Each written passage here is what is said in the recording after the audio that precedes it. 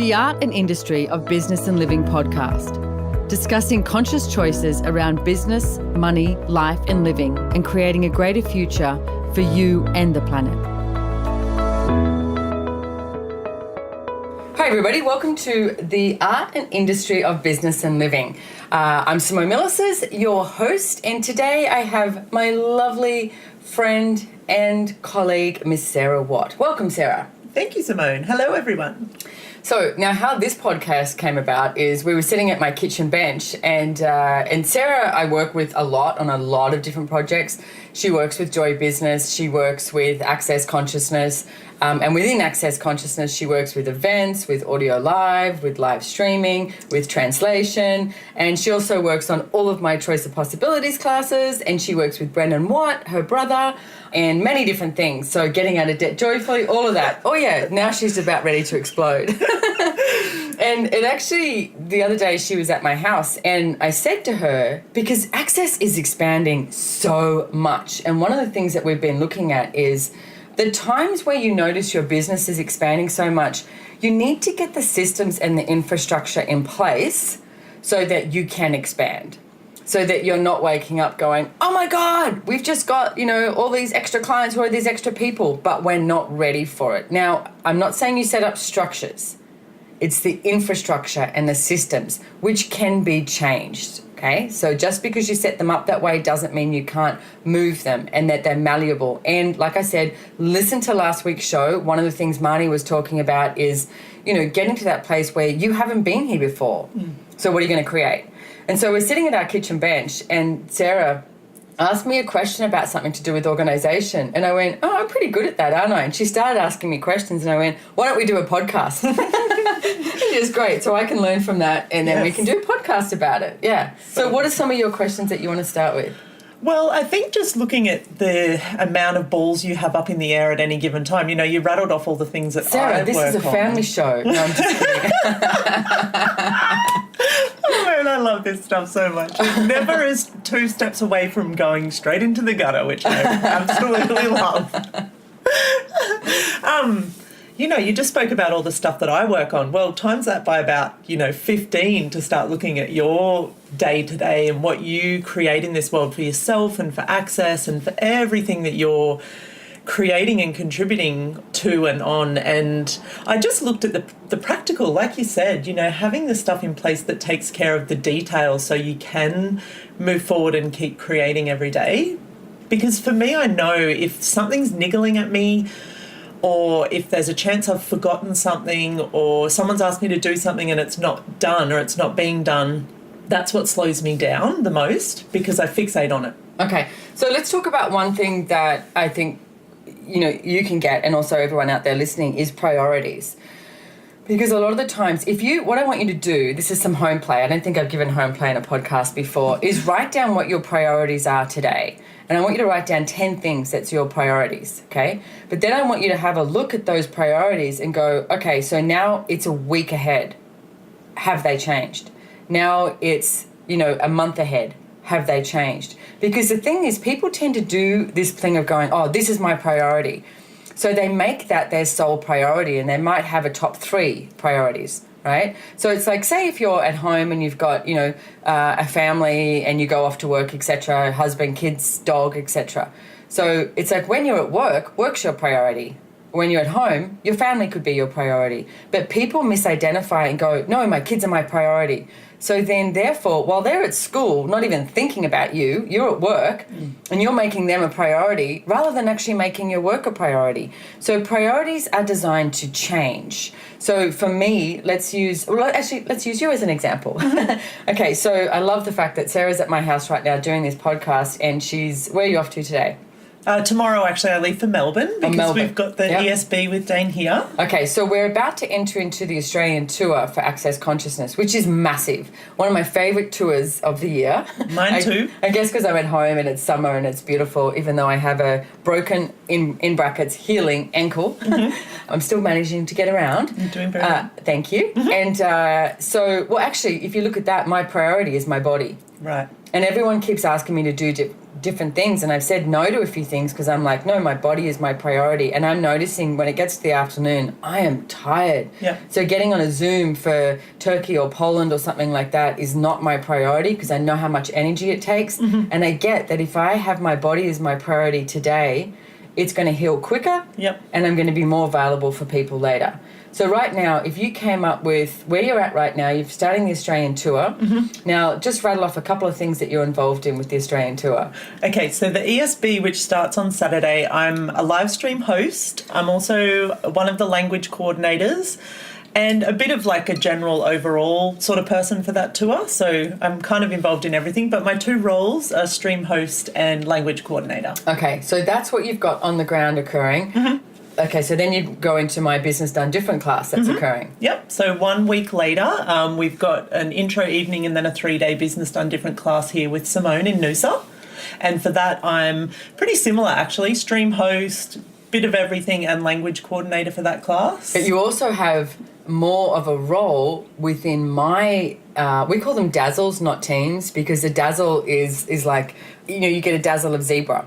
And if you look at the dazzle of zebra, they all contribute to each other. There's not actually this one leader. So in a team, it tends to be this head person and maybe like a second in charge, etc. And when that seems to occur, it's like so many times people, they either like lock up when they're meant to be leading something, or they try and take charge and don't actually listen to other people's awareness. So what we call them, instead of teams, we call them dazzles, so that we can have that energy of everyone sort of, supporting each other and got their back. And everyone is amazing and brilliant at what they do. So it's like, we call them dazzles. So, but Sarah takes more of a lead on my dazzle as well. Yeah, and the part just about it being a dazzle and what that's really contributed to me is when I've worked in teams before in companies, you would look at something and be like, oh, not my responsibility, someone else takes care of that. In a dazzle, there's that part of it where obviously there's someone that moves on certain things, but it's about having that awareness where you're ready to pick up anything at any moment. Yeah. So with your dazzles, definitely, I have an overall view of things, and it doesn't mean I have to do everything or anyone does, but to just know the moment when it's time to ping someone or pick something up and get it moving again. And then you've got Choice of Possibilities with Gary Douglas, and then we've got Facilitator. So you've got the whole Australian tour. Now, I want you to go a little bit further into the future. What else have you got that's pinging you?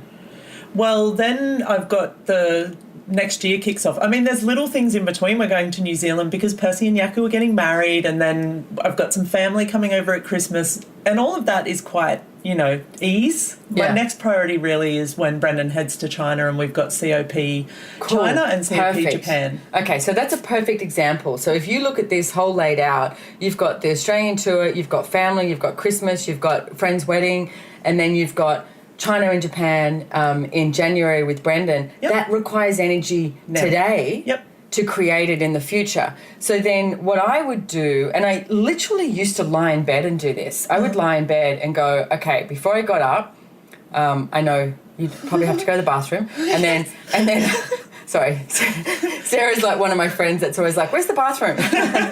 We're making a podcast. Yeah. Hang on, I need to go to the bathroom first. It's a whole 30 minutes. So anyway, sorry, a bit personal there, but it just came up for me because I was like, she needs to go to the bathroom, then she can go lie back in bed. And then you get to know us here on this podcast. Exactly. There's nothing secret here. No. But then I would literally lie in bed, or it could be go make a cup of coffee or something, do something that you have that 5 minutes or 2 minutes and go, okay, and tap into the energy of everything that you're involved in and everything that you would like to be involved in. Because if you only do the pieces that you're currently involved in, and then you cut out everything else that's possible, you literally cut out everything else that's possible. So if you went, okay, so who and what requires me today and requires me right now? And I literally, because when I became Worldwide Coordinator of Access, I found that I was very aware of Australia and New Zealand when I was in Australia, and then I was very aware of America and Canada when I was in America. And we were only in like 5 countries at that stage. And I said to Gary, how do I expand my awareness of the world? Because if we want to open up to the world, what do I need to do? And he said, you literally need to practice. So I would lie in bed and I would just pour my energy over the entire globe and be like, okay, and I would place my energy and go, okay, Italy. London, and be just nanosecond. Yep. And then I'd go, okay, so who or what requires me today? And interesting, Italy was one of the countries that opened up first in Europe, and Italy required me nearly every day, but that's very Italian. Yeah. So, but then if you ask who or what requires, because it's not linear. Yeah. And one of the things I always say too, if something pings you, move on it. Yep. Like the other day, you were sitting in my lounge room and you went, I keep thinking about the translation booths. Now, you would have thought translation booths are organised, they're all done, it's all ready. Yep. But if you get a ping, ask a question. Yep. And it's that thing we spoke about as well, being part of a dazzle where it's like, oh, well, that's a host job, or that's this person's role.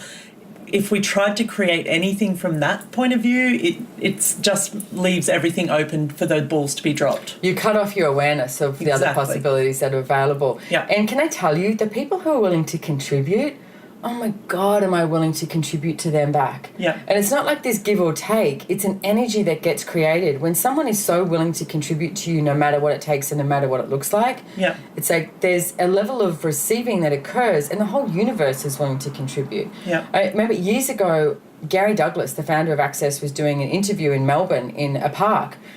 And, you know, me being me, I'm looking through the camera, seeing what they can see on the camera, because I was just interested, and, you know, and I love seeing how you see, you know, where you get, you know, the shots, etc.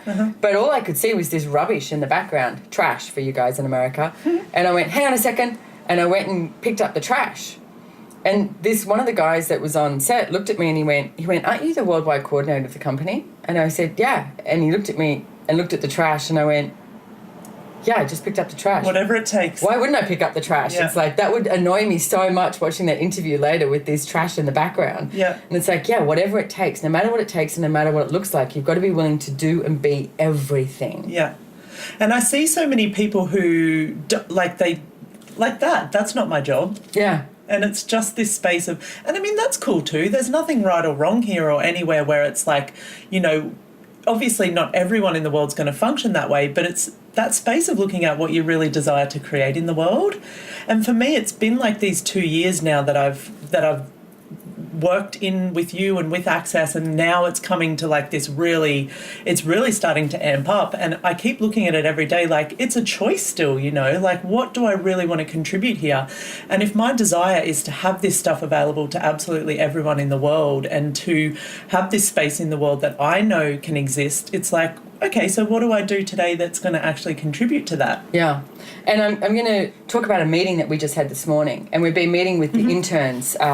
We've got 7 interns with Joy Business and Simone Milasas, which in hindsight we would have gone, let's do 2. Yeah, right. But actually it's ended up being great. It's been amazing. But it's just been a lot of work on both sides, and it's very interesting. And now we're chatting to them and seeing what they like, what they don't like, etc.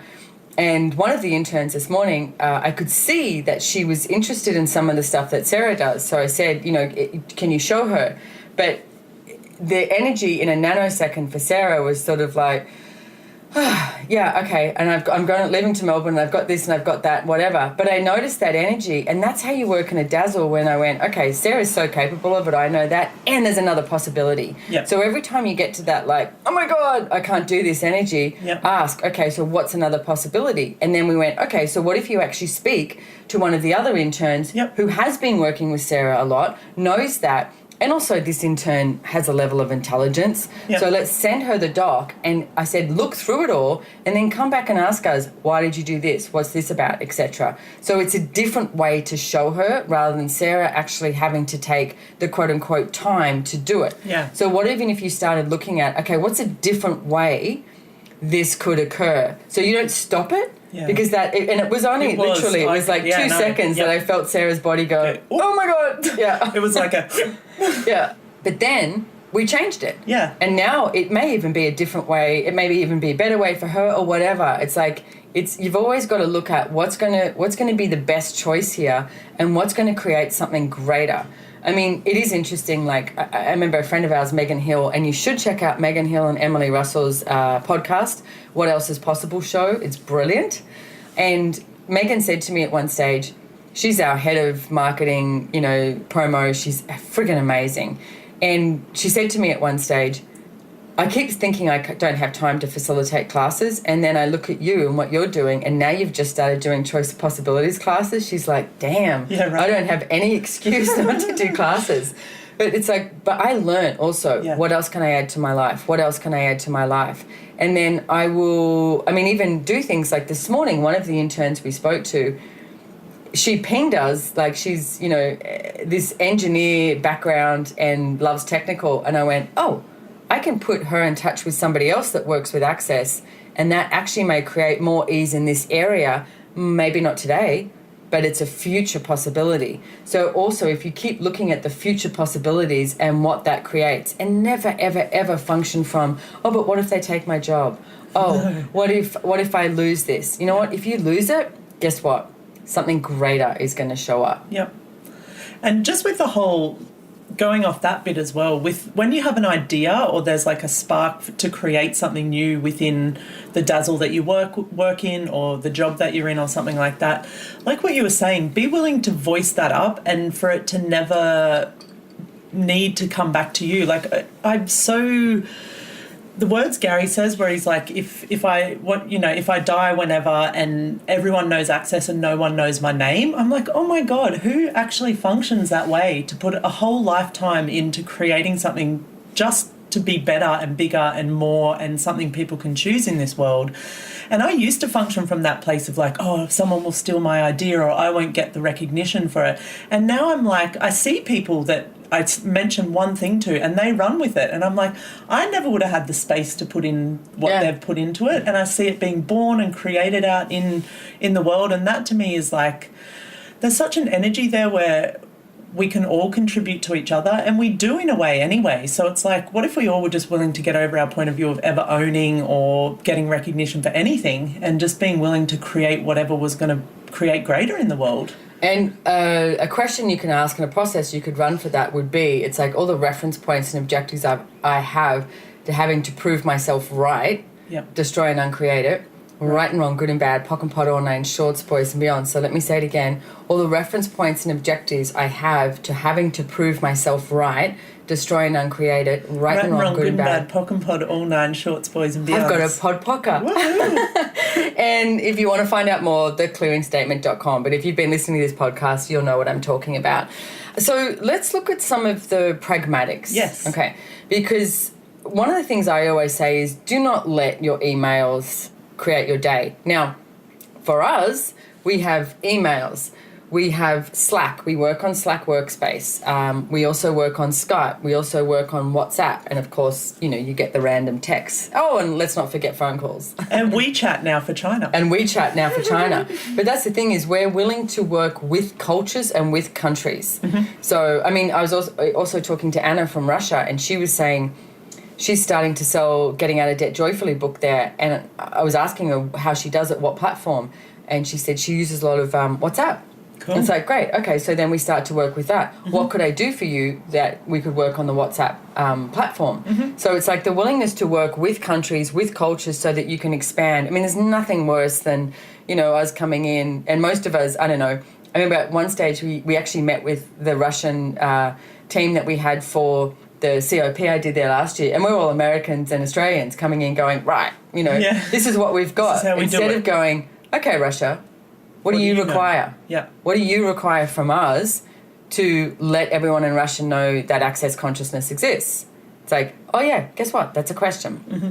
So some of the things I think, Sarah, I can't remember what it was that we stroked this podcast up. You were asking me how I do something or handle something. One of the things with emails, I use Outlook, mm-hmm. and I actually have categories as well. So I can work on a plane, etc. So on my categories, on my emails, I will have things like, Joy Business, Getting Out of Debt, Oz Tour, or if it's a bill or something to do with money, well, my category is called Money, Money, Money. Awesome. Because it's like fun instead of just like paying bills. It's like, no, money, money, money, Or if I'm on a plane, because quite often I'm on a plane. So this works for me. You've got to create it what works for you.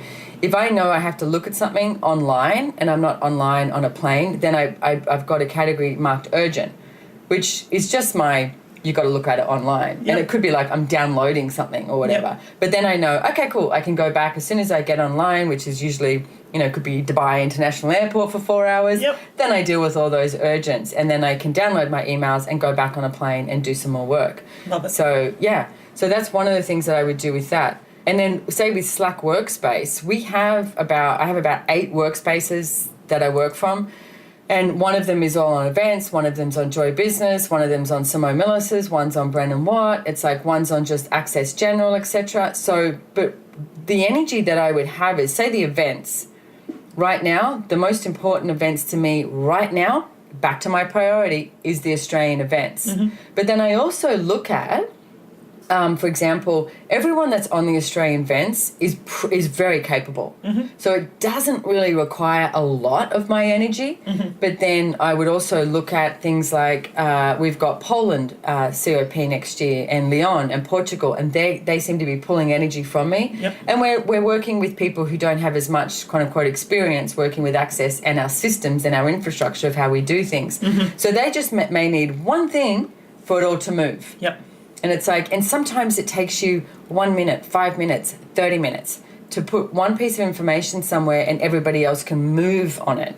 So it's looking at the energy of like, okay, what can I do here? Instead of you pile things up and going, oh, I've got to do this, I've got to do this. One of my favorite things too is there anyone else that could do this? Mm-hmm. And not from, because you've got a bunch of interns now that you're working with too. So it's like, and most people have the point of view of, oh, well, it's just quicker if I do it my own. Yeah, and I've been there myself too. Yeah, where it's like I can get it done in 15 minutes, or I can train someone.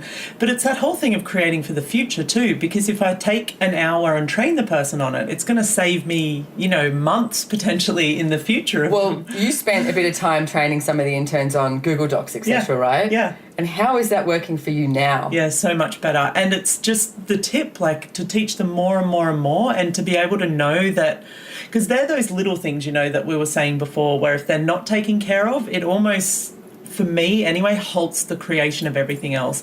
If in my mind I know you've got a class coming up and the doc isn't created, clean, ready to go, it's almost for me like that's this thing that's always there, like doop, doop, doop, tapping on me and distracting me from the other stuff that I could be creating at the time.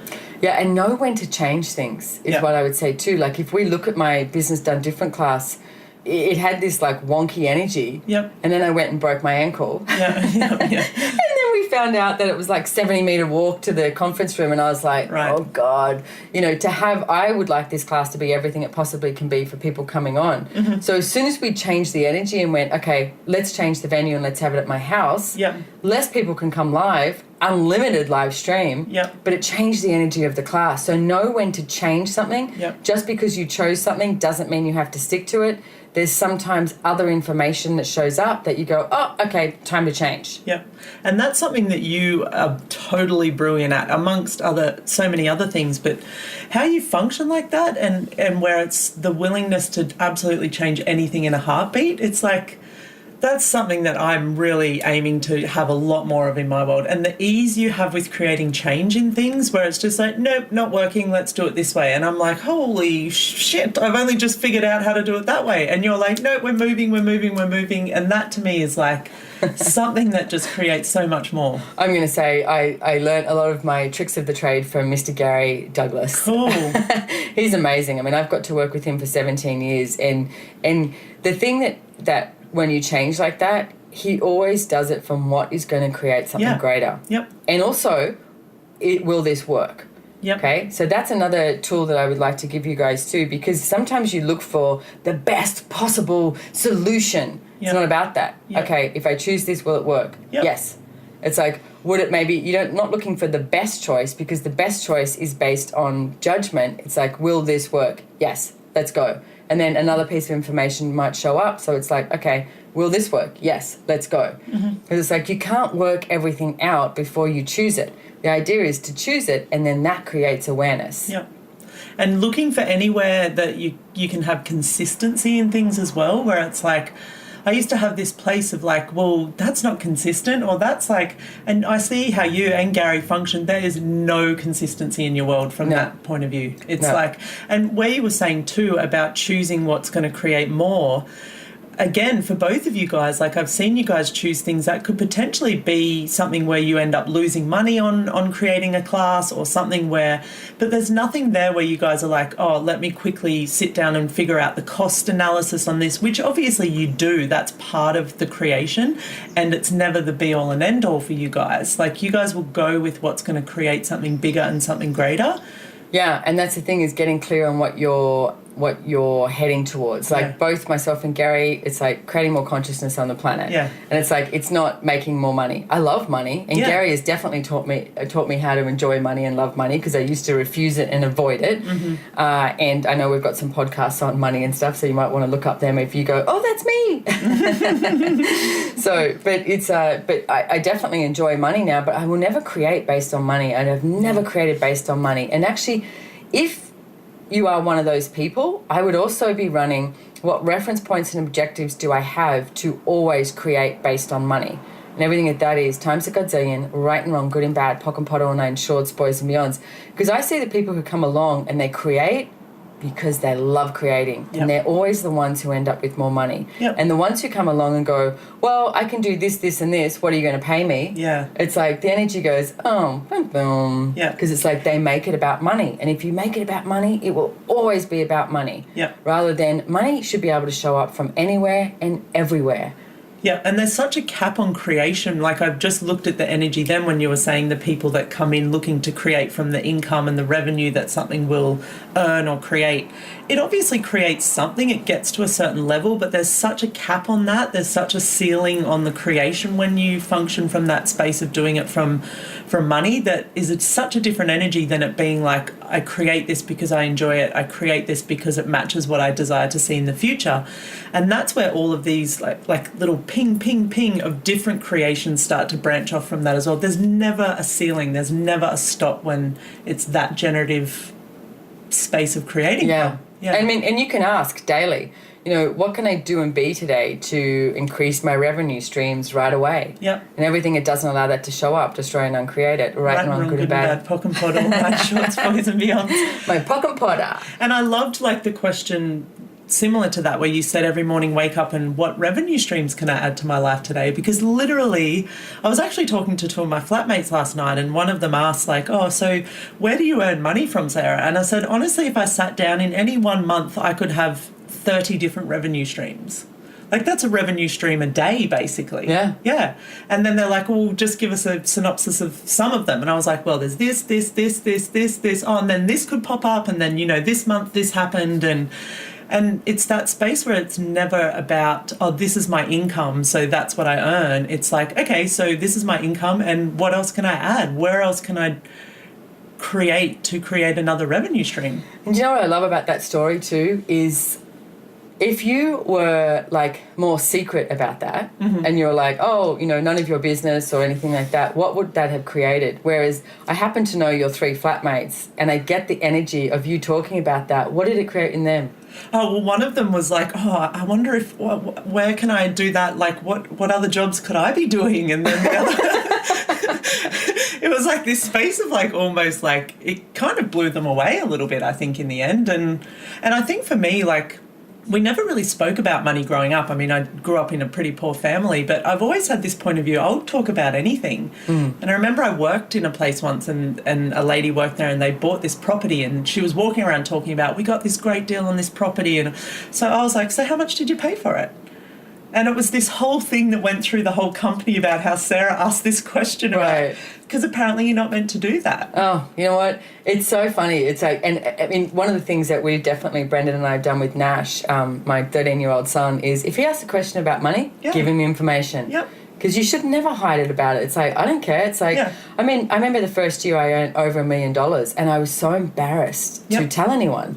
And I actually told Gary Douglas and Christopher Hughes, like, so two friends of mine, and we're sitting at this coffee shop in Perth, Australia, and I told them, and I wanted to cringe, and they both looked at me and went, oh, that's amazing, that's awesome. So cool. And I was like, okay, it's okay to earn more money. So guess what, guys? It's okay to earn more money. And it's like, if you do have that place of being the invitation like Sarah was. I can perceive the energy that those 3 guys that she lives with now just went, oh, hang on, I can have more too. What's she up to? Yeah, I can have more too. Yeah. So what if you became an invitation for people by who you actually be today? Yeah.